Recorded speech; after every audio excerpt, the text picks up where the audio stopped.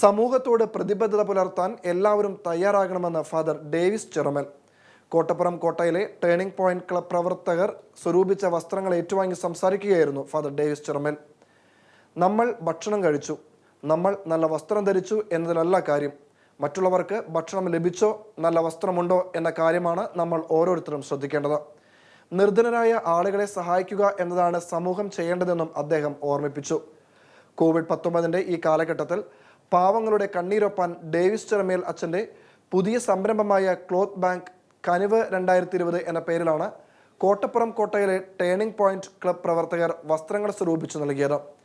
Club രക്ഷാധികാരി Nixon, vice president Joshi Kalathil, secretary Antony Kuttan, treasurer Benny, programme convener Roy തുടങ്ങിയവരുടെ നേതൃത്വത്തിലാണ് വസ്ത്രങ്ങൾ ഫാദർ ഡേവിസ് ചിറമലിന് കൈമാറിയത്.